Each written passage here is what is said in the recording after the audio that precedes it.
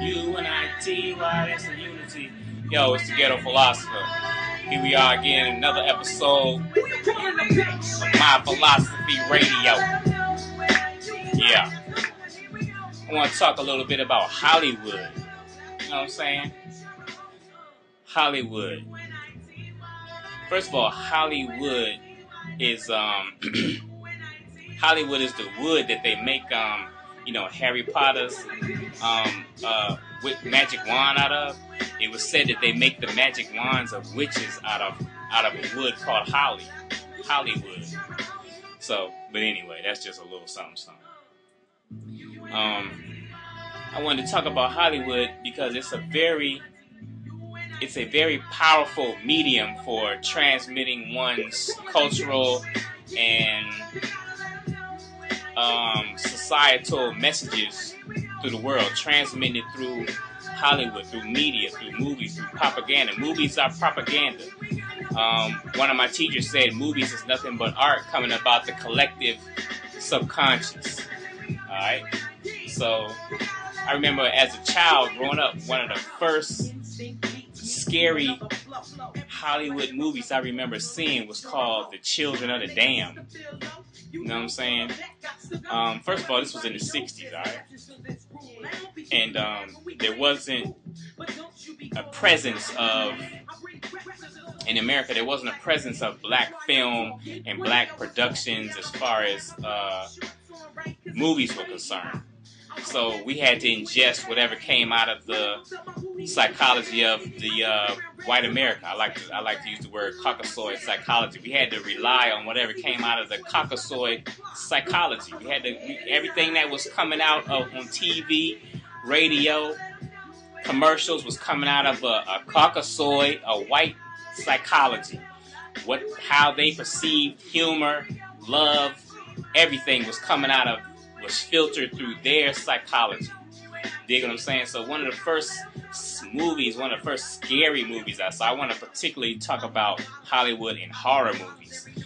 Dig what I'm saying? One of the first horror movies I remember seeing was called Children of the Damned.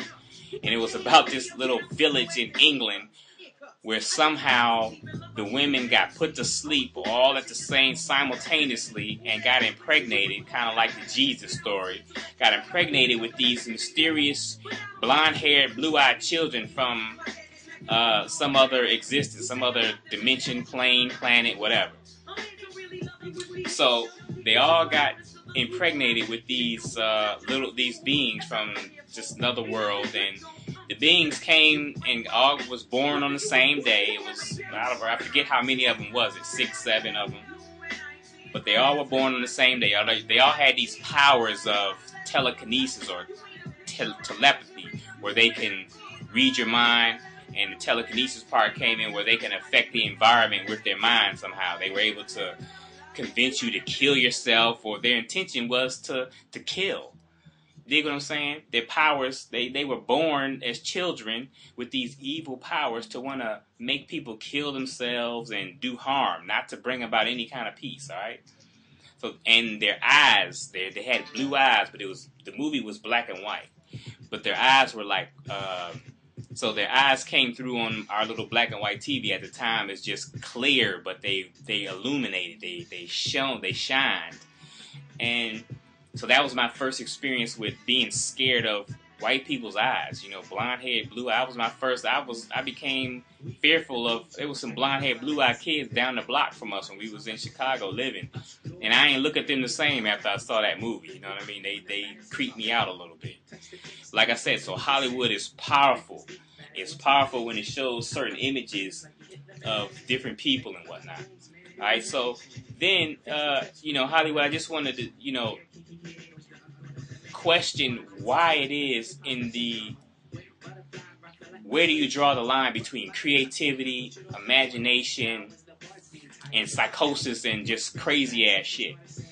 You know what I'm saying? One of the other scariest movies in history was The Exorcist. You know, my mom saw The Exorcist, and she came home from seeing that, and she was just like petrified. We had to sleep with her for like a week after that, and then hearing on the news they had people having heart attacks and all kind of different mysterious things surrounding the making of that movie. Not to mention, when you go see the movie, or I'm sure most of you all have seen it, or if you haven't, I don't want to tell you to see it because it's pretty disgusting. It starred a 12-year-old girl who got possessed by the devil. And there were scenes in the movies where the girl was just in her possession by the devil. She had a crucifix, a cross, and she was stabbing herself in the crotch with the cross, saying, "Fuck me, Jesus, Jesus, F me, fuck me, so and this and that." And she was just stabbing herself to the point of bleeding. Her little 12-year-old, innocent, birth canal, she was stabbing it with this cross and saying, "F me, Jesus." And it made me wonder, like, what parent let their 12-year-old, I got a 12-year-old daughter. I don't care how much money they would have offered me, that I would have let my child play in a movie like that, where she was simulating doing that. You know what I'm saying? So that's one little weird point, all right? But the movie was just so shocking at that time in the 70s. We hadn't seen anything like that on film before. We as in the black community, any community really.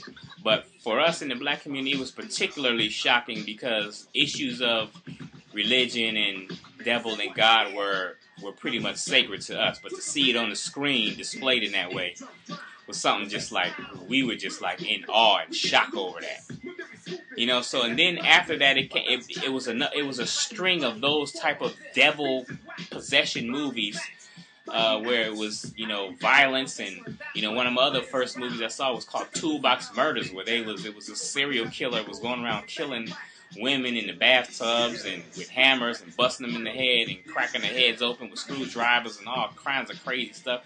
The Hills Have Eyes, Last House on the Left, all kinds of crazy stuff. They even made a couple of Dracula movies for us called Blackula. Blackula, that was the era of the blaxploitation movies, as they call it, blaxploitation. So they made a black vampire that was bitten by a white vampire. The black vampire Blackula came from Africa to talk to this white dude who was a vampire. Blackula wasn't a vampire at the time. He was Prince Mamawaldi from Africa. Came over to Transylvania to visit with the Count to discuss stopping the slave trade. You dig what I'm saying? And this was a movie that wasn't written by black people. It was written by the community that we call the Jewish community again. Here they are again, writing movies for us to star in, writing words for us to say, and roles for us to portray in the movie. So that was one portrayal, and then from that day to the 70s, okay, in the 80s we had Jason, we had Friday the 13th, we had Freddy Krueger, we had all manner of different horror characters that were coming out of the collective psychology of the Caucasoid, of the white America, because we weren't making the films. We were coming and viewing the films. We weren't making them. We weren't writing them. We weren't producing them. We weren't doing it. We starred in them when they called on us to do so.